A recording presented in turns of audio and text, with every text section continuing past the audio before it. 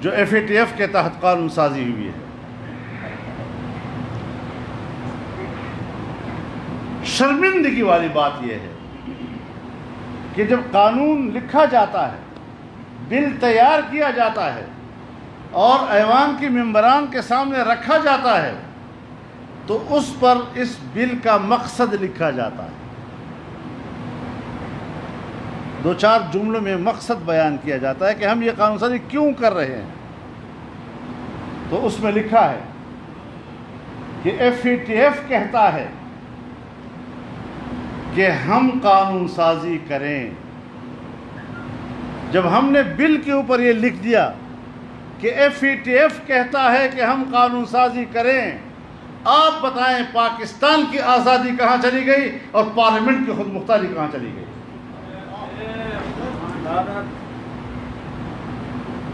کچھ ذرا اس کے دوسرے پہلو میں بھی تو نظر ڈالیں نا۔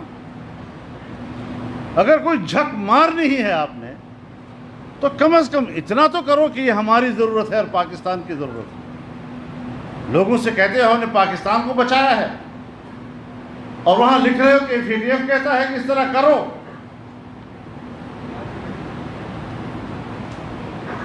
اور FATF کیا کہتا ہے؟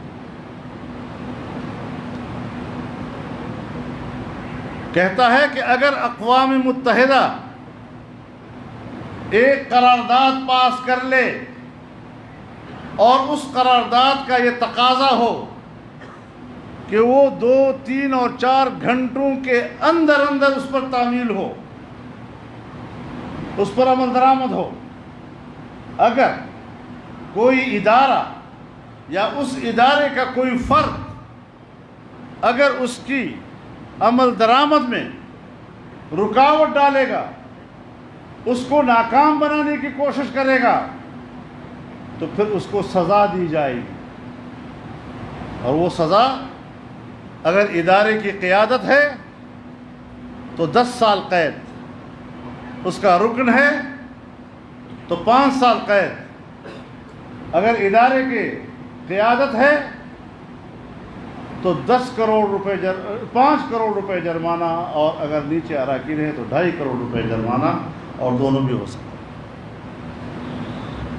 اب آپ مجھے بتائیں کہ ہماری آزادی گئی یا نہیں گئی؟ اقوام متحدہ کے ہاں جس چیز کا نام قرارداد ہے، پاکستان میں اس کا نام قانون ہو گیا۔ وہاں قرارداد ہوگی، ہمارے ہاں وہ قانون کی طرح نافذ ہوگا۔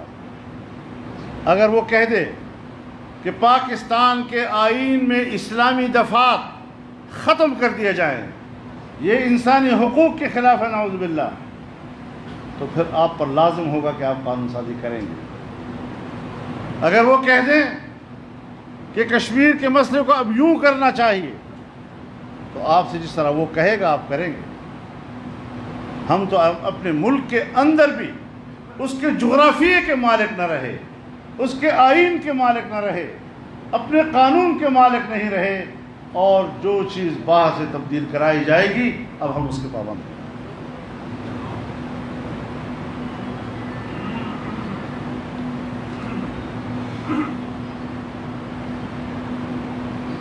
اور پھر جس وقت آیا کہ وقف املاک کے حوالے سے قانون سازی کی جائے گی، تو اس کی زد پڑنی تھی ہمارے مساجد و مدارس پر، اور رد عمل آنا تھا اس پر علماء کا، تمام مکاتب فکر کا۔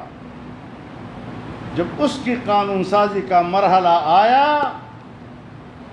تو پھر ایسے لوگ تیار کیے گئے جنہوں نے صحابہ کرام کے خلاف بازاری زبان استعمال کی، فرقہ وارانہ نفرتوں کا ایک ماحول پیدا ہوا، اور اس ماحول میں سارا مذہبی طبقہ وہ ایک دوسرے کے سامنے مقابلے میں آ گیا، کھڑا ہو گیا، اور ہماری توجہ ادھر کر دی، ادھر سے انہوں نے قانون پاس کر دیا۔ اب کہتے ہیں یہ کیسے ہوتا ہے، یہ فرقہ واریت کیوں؟ میں نے کہا اپنے سے پوچھو کیوں؟ اب مولوی صاحبان اٹھ کھڑے ہوئے ابھی کہ جی یہ تو بڑا غلط قسم کا قانون آ گیا. تو میں نے کہا اس وقت آپ دوسری طرف مصروف تھے نا.